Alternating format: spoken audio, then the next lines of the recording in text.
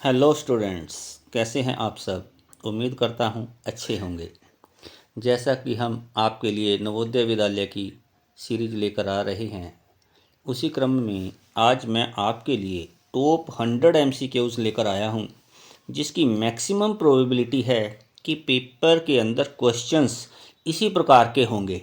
अगर आप ये 100 क्वेश्चंस अच्छी तरह से 4-5 बार कर लेते हैं तो आप ये समझ के जाइए कि आपके अबव 80% क्वेश्चंस ठीक होंगे।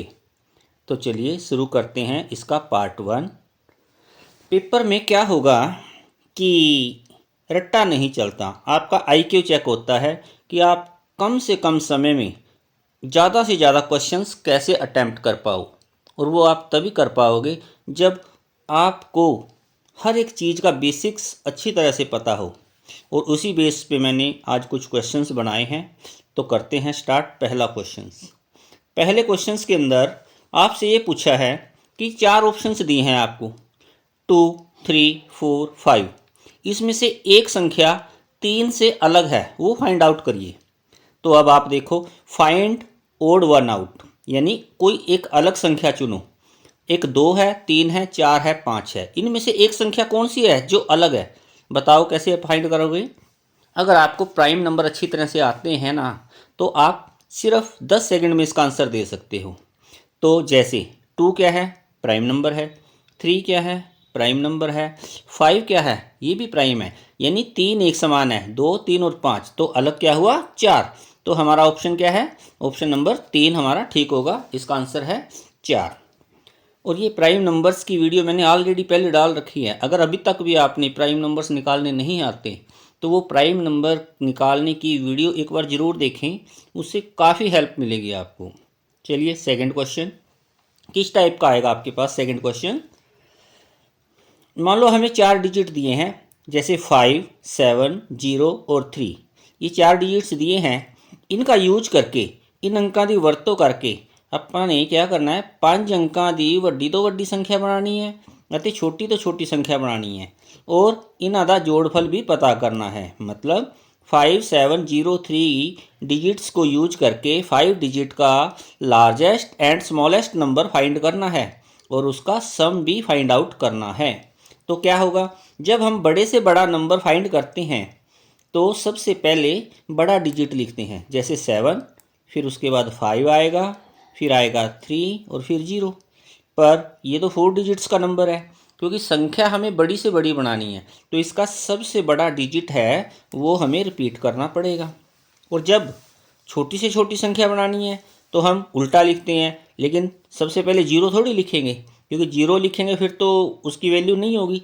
0 हमेशा सेकंड नंबर पे आता है, तो 0 तो हमारा आएगा सेकंड नंबर पे। फिर सबसे छोटा नंबर क्या है, 3 है। सबसे पहले आएगा हमारे पास 3। और उसके बाद क्योंकि एक डिजिट तो इसमें भी रिपीट करना पड़ेगा, और सबसे छोटा इसके अकॉर्डिंग 3 के बाद तो 0 ही छोटा हुआ ना, तो 0 रिपीट होगा 2 बार। तो 3, 0, 0। उसके बाद आएगा हमारे पास 5 और उसके बाद आएगा 7। ये हमारे पास आ गया 5 डिजिट्स का लार्जेस्ट नंबर, और ये आ गया 5 डिजिट्स का शॉर्ट नंबर, बिल्कुल। अब इसका जोड़फल पता करना है तो इसका सम करेंगे। 7, 5 और 3 8, 5, 7, 7 और 3 10, 107, 587। तो ऑप्शन 107, ये है 107, 587, 587 सेकेंड ऑप्शन इसका आंसर होगा। Next question, 400 plus 30 plus 5 plus 2/10 plus 3/1000 plus 4/100, इसको हमें दशमलव के रूप में लिखना है, यानी कि इसका सम करके लिखना है। तो ये find the sum of these numbers, तो इसके लिए कैसे करेंगे हम, बिल्कुल सिंपल क्वेश्चन है। 430 और 5, 435 हो गया, 435। आगे 2/10, यानी इसको 2 दसवां बोलते हैं। 4/100, 4 सौवां। 3/1000, 3 हज़ारवां। और मैंने आपको सिखाया था सबसे पहले, दूसरी तीसरी हर एक वीडियो में लगभग इस टाइप का क्वेश्चन है कि अगर नीचे जितनी जीरो होती हैं पॉइंट्स के बाद उतने नंबर पे वो डिजिट आता है। जैसे इसके नीचे कितनी जीरो है, 1 जीरो है, तो ये पॉइंट के बाद पहला डिजिट होगा, तो इसका मतलब यहाँ पे पॉइंट लगेगा, पॉइंट के बाद पहला डिजिट। अब बच्चे गलती क्या करेंगे, ऐसे 2 3 4 लिख देंगे, नहीं वो गलत हो जाएगा। क्यों? क्योंकि इसके नीचे जीरो कितनी है, 3 जीरो है। तो ये पॉइंट के बाद थर्ड नंबर पे डिजिट आएगा। पॉइंट के बाद फर्स्ट नंबर पे हमारा 2 आ गया, सेकंड पे मुझे अभी पता नहीं, तो थर्ड पे क्या आएगा, 3। अब यहाँ पे 2 जीरो है तो ये सेकंड नंबर पे आएगा, तो अब सेकंड नंबर पे क्या आएगा, 4। इस टाइप से हमें ये क्वेश्चन करने हैं। तो हमारा आंसर क्या आया, 435.243। 435 तो सब में है, पॉइंट के बाद 243, पॉइंट के बाद 243, ऑप्शन नंबर 4 हमारा आंसर होगा। चलिए नेक्स्ट क्वेश्चन। 3/7, 2/9, 4/5, 6/7, 1/6, ये कुछ हमें फ्रैक्शंस यानी भिन्नात्मक संख्याएं हैं।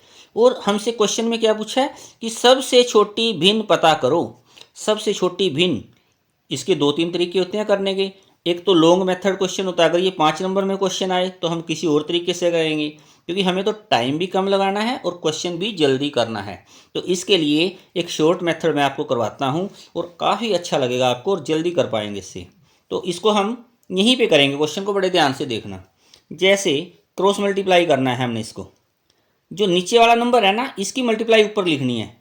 9 है ये, 9 की 3 से मल्टीप्लाई करोगे 9 तिया 27, 7 की 2 से करोगे 7 दूनी 14। नंबर हमें सबसे भी छोटी पता करनी है कि बड़ी।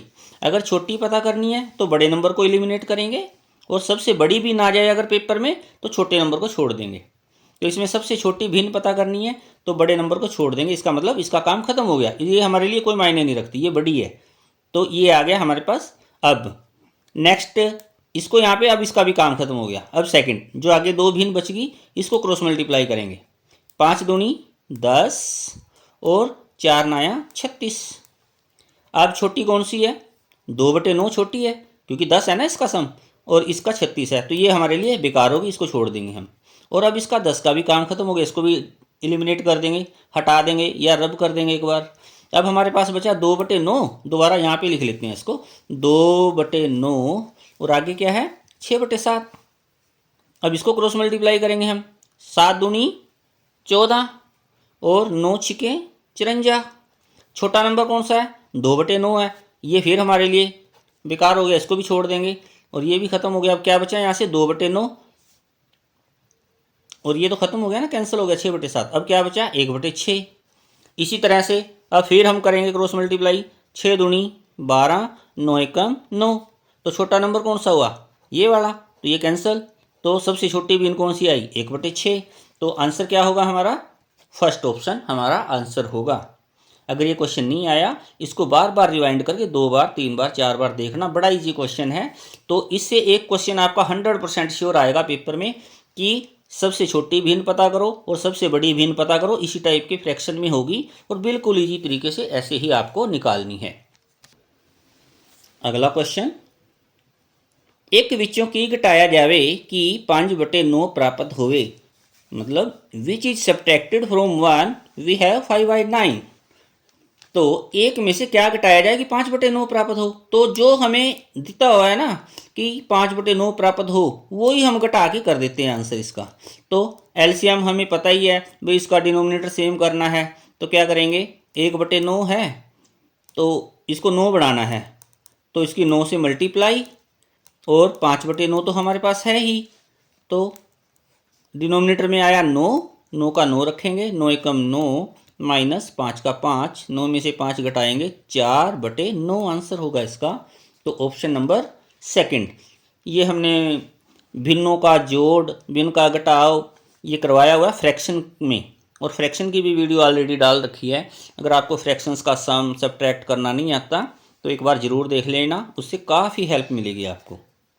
Next question, 5 minus large bracket 4 minus करली bracket 3 minus small bracket 3 plus 3 minus 6, small bracket close, करली bracket close, large bracket close. तो इसको सॉल्व करना है। इस टाइप के क्वेश्चंस को करने के लिए हम बोर्ड मास लगाते हैं, बोर्ड मास। तो सबसे पहले बी से मतलब ब्रैकेट, तो ब्रैकेट में क्या करेंगे, ब्रैकेट के अंदर भी क्या होता है, 3 4 तरह की ब्रैकेट होती हैं। तो सबसे पहले स्मॉल ब्रैकेट हटाएंगे यहाँ पे हम। वैसे तो एक लाइन ब्रैकेट भी होती है, अगर वो भी हो पेपर में तो सबसे पहले लाइन ब्रैकेट हटती है, उसके बाद हम स्मॉल ब्रैकेट हटाते हैं, फिर उसके बाद हम मीडियम ब्रैकेट बोलते हैं इसको, करली ब्रैकेट भी बोल देते हैं, और लार्ज ब्रैकेट। ये ऐसे क्रमानुसार हटाई जाती हैं। तो सबसे पहले स्मॉल ब्रैकेट के अंदर हमारे पास ये है। अब अगर ब्रैकेट के अंदर भी एक से ज़्यादा निशान हो तो वो भी हम डायरेक्ट नहीं कर सकते, उसके लिए भी डमास लगाना पड़ता है। यानी अगर ब्रैकेट के अंदर डिवाइड का साइन आए तो सबसे पहले वो सोल्व करेंगे, उसके बाद अगर मल्टीप्लाई का साइन हो तो फिर वो करेंगे, उसके बाद ऐड, क्योंकि इस क्वेश्चन के अंदर डिवाइड नहीं है इसको छोड़ देंगे, मल्टीप्लाई नहीं है छोड़ देंगे, तो ऐड 3 और 3 6 और -6, तो यानी कि 0 ही हो गया है तो सारा। तो स्मॉल ब्रैकेट के अंदर 0 बन गया। अब आई करली ब्रैकेट की बारी, 3 - 0 3 रह गया, तो 5 - 4 - 3 - 0, तो ये आ गया हमारे पास 3, और ये आ गई बड़ी ब्रैकेट। अब इसके बाद 5 - 4 में से जब करली ब्रैकेट हटाएंगे 4 - 3 1, और 5 में से 1 गया 4, तो इसका आंसर क्या आया 4, option number second. Next question, एक साइकिल ਨੂੰ 20% हानि ते 2400 रुपये विच वेचा गया, साइकिल का खरीद मूल्य पता करो। मतलब अगर इसी क्वेश्चन को इंग्लिश में कैसे लिखते हैं, ये cycle sold in ₹2400 at 20% loss, find the cost price of the cycle. बड़े इजी तरीके से क्वेश्चन करवाए हुए मैंने पहले भी, अगर जो वीडियो देखी होगी आपने, बड़े आराम से करोगे इसको, क्योंकि परसेंटेज हमेशा 100 पे निकालते हैं, और लॉस है तो माइनस करेंगे, प्रॉफिट है तो ऐड करेंगे। तो हम मान लेते हैं कोई 100 रुपये की चीज़ है, उस पर लॉस हो गया 20%, तो वो कितने की पड़ी हमें 80 रुपये की, बट 80 रुपये में बेचनी पड़ी, एक्चुअल हमें कितने की बेची है हमने 2400 रुपये की, तो 80 = 2400, तो बड़ी रकम को हम छोटी संख्या से भाग देते हैं, तो डिवाइड करेंगे, 0 से 0 काटेंगे, 8 के टेबल पे 8 × 24 यानी 30 का मल्टीप्लाई हो गया इधर। तो 100 वाली साइड भी हम 30 का मल्टीप्लाई करेंगे, 100 को 30 से मल्टीप्लाई करेंगे तो 3000 रुपीज़ आंसर आया। तो इसका साइकिल का खरीद मूल्य कितना था 3000 रुपये, ऑप्शन नंबर 3। नेक्स्ट क्वेश्चन, एक क्वेश्चन जो अभी आया है हमारे पास, ये 101% पेपर में आएगा, कोई भी एक टाइप आएगा इसका। मतलब मैंने जैसे एग्जाम्पल के तौर पे लिया है कि 30 हेक्टोग्राम को सेंटीग्राम में बदलो। आपके पास आ सकता है किलोग्राम को मिलीग्राम में बदलो, या मिलीलीटर में, या कुछ भी। तो इसके लिए सिर्फ एक डायग्राम मैं करवाता हूँ आपको, अगर वो डायग्राम एक बार अच्छी तरह से आप कर लेते हो, कोई भी क्वेश्चन आए आपका 101% वो ठीक होगा ही होगा। तो इसके लिए एक डायग्राम आपको याद करना पड़ेगा थोड़ा सा, और एक बार मैं बनवा देता हूँ। फिर भी अगर एक बार में ना समझ आए, इस वीडियो को 3 बार 4 बार 5 बार रिवाइंड करके देखना, अच्छी तरह से समझ आ जाएगा। जैसे जो ये सेंटर वाली लाइन है ना, मैंने थोड़ी बड़ी ली है, चाहे आपका क्वेश्चन मीटर वाला हो, चाहे आपका क्वेश्चन लीटर में हो, या आपका क्वेश्चन ग्राम में हो, सब के लिए डायग्राम एक ही चलेगा। आज के बाद ये क्वेश्चन नहीं भूलोगे आप, अगर अच्छी तरह से करोगे तो। यहाँ पे क्या होता है, ये जो निशान लगाया मैंने डेसी का होगा, और ये सेंटी का होगा, और ये मिली का होगा। इधर डेका, इधर हेक्टो, और इधर किलो। अब मान लेते हैं एक एग्जांपल के लिए कोई क्वेश्चन मीटर में आ गया, जैसे यही क्वेश्चन है, इसमें तो ग्राम लिखा है, हो सकता था ये कि 30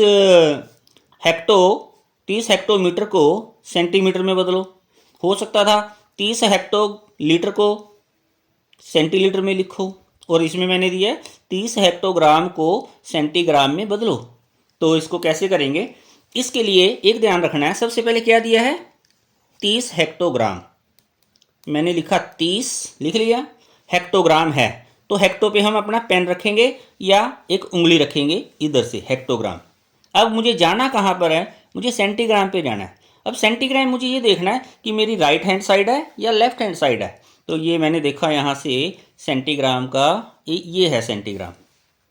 अब मैं ये स्टेप काउंट करूँगा अपने यहाँ से, इसको मैं एक स्टेप मान के चलूँगा। जैसे यहाँ से शुरुआत की मैंने 1 2 3 4, यानी कि मुझे 4 स्टेप चलना पड़ा। 1 2 3 4 स्टेप चला। और किस साइड चला? राइट साइड चला। अगर मैं राइट साइड चलूँगा तो मैं ऊपर मल्टीप्लाई में 10 को लिखूँगा कितनी बार? जितने मुझे स्टेप चलने पड़े।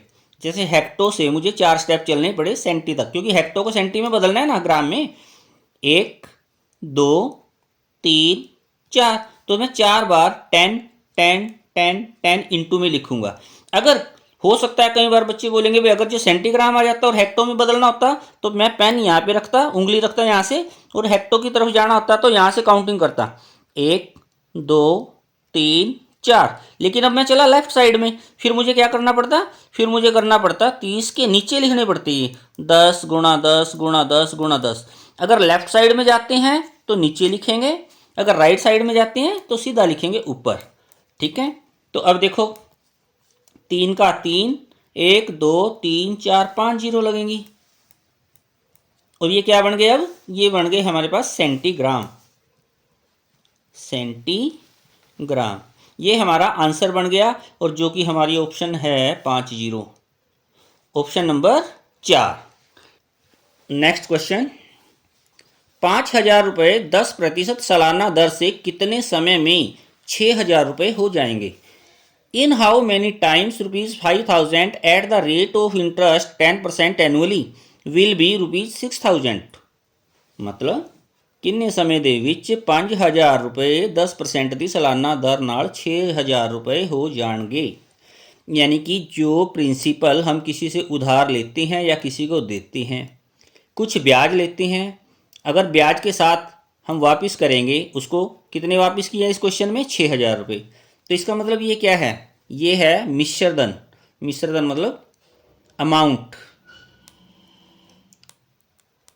मिश्रधन हमारे पास है 6,000 रुपये, और प्रिंसिपल मूलधन कितना है?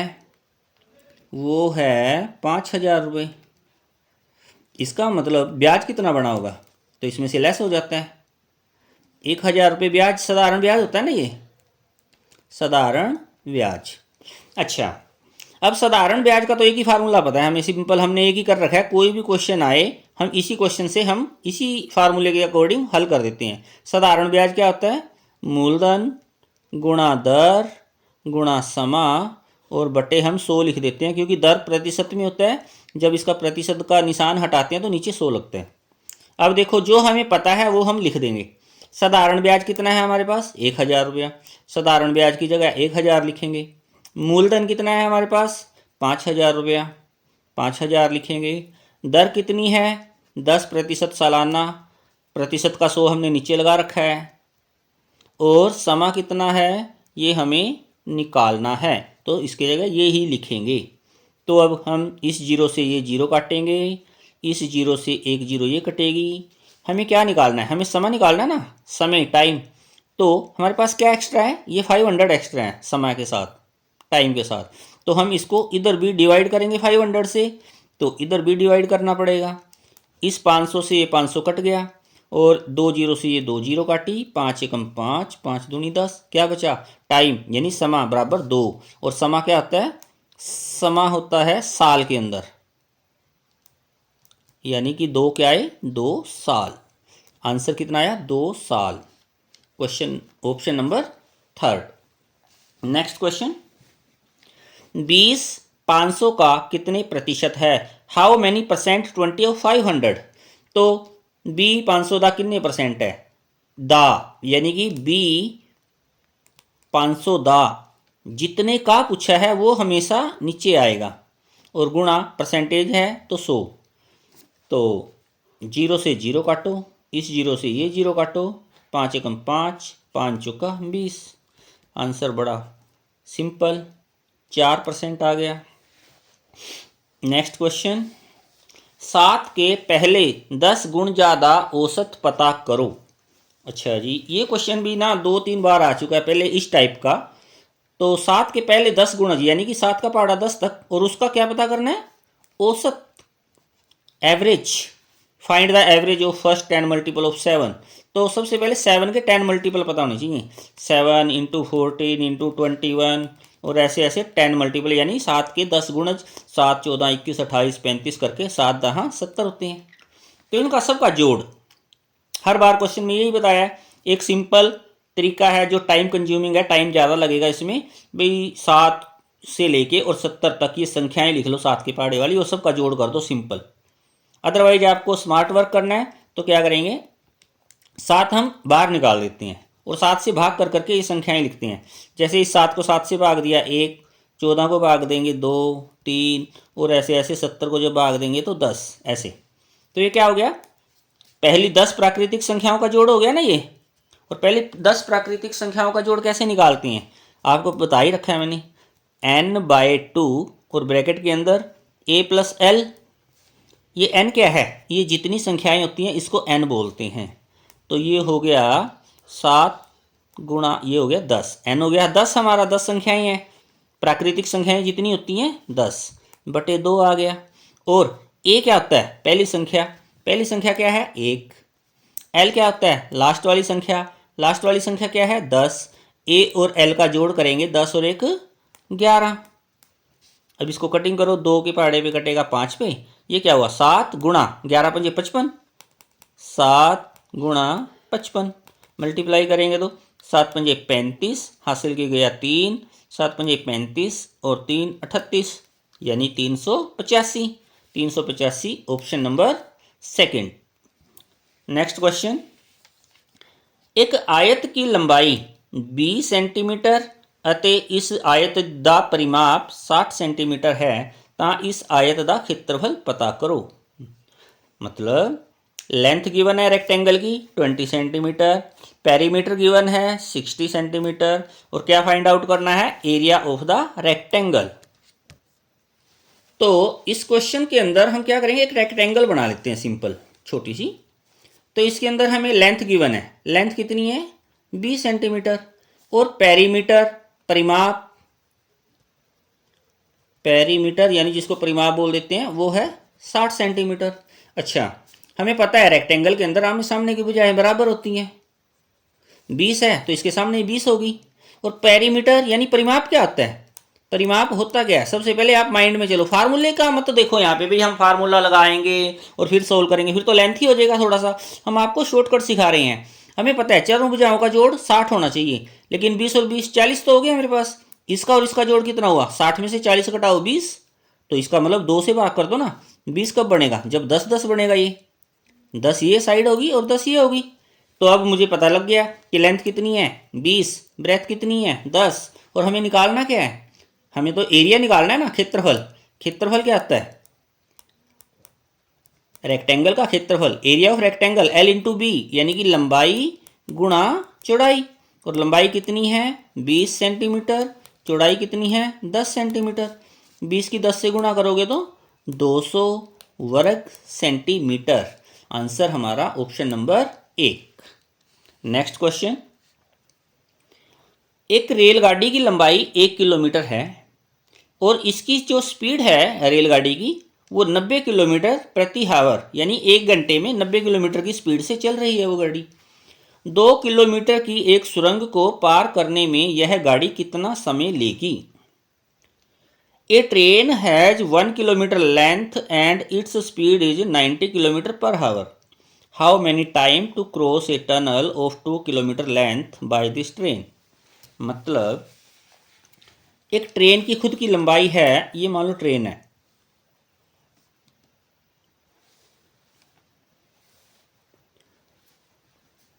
इसकी खुद की लंबाई है 1 किलोमीटर, और एक इसको ये सुरंग पार करके जाना है, ये सुरंग क्रॉस करना है। इस ट्रेन को ये सुरंग पार करनी है और इसकी लेंथ है जो वो है 2 किलोमीटर। इसको कितना डिस्टेंस कवर करना पड़ेगा ट्रेन को, सबसे पहले तो ये सोचना है पेपर के अंदर भी 1 किलोमीटर की तो ट्रेन की खुद की लंबाई है अपनी, और 2 किलोमीटर की ये टनल है हमारे पास।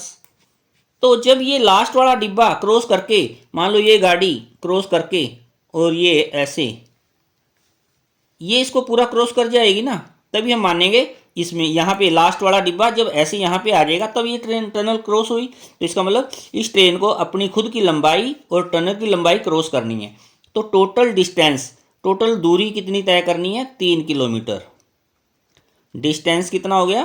3 किलोमीटर का। और स्पीड कितनी हो गई? स्पीड है 90 किलोमीटर पर हावर की। तो टाइम निकालने का क्या फार्मूला होता है? समय निकालने का फार्मूला क्या होता है? Distance over speed. तो डिस्टेंस कितना है? 3 किलोमीटर। और स्पीड कितनी है गाड़ी की? 90 किलोमीटर पर हावर। पर हमें तो ये मिनट में आएगा ना समय, तो 1 घंटे के अंदर कितने मिनट होते हैं? 60।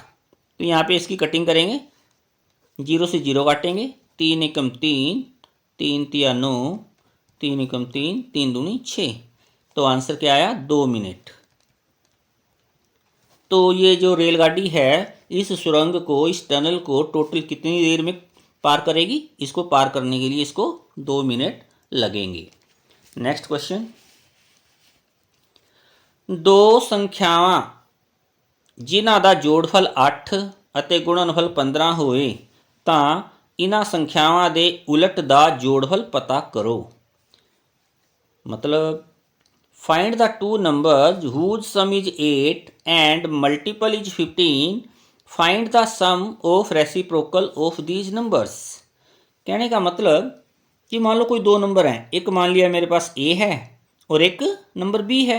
अगर मैं इन दोनों नंबर को जोड़ता हूँ तो मेरे पास 8 आना चाहिए, और अगर इन्हीं दोनों नंबर्स की मैं मल्टीप्लाई यानी गुणा करता हूँ ए और बी की, तो मेरे पास आंसर 15 आना चाहिए।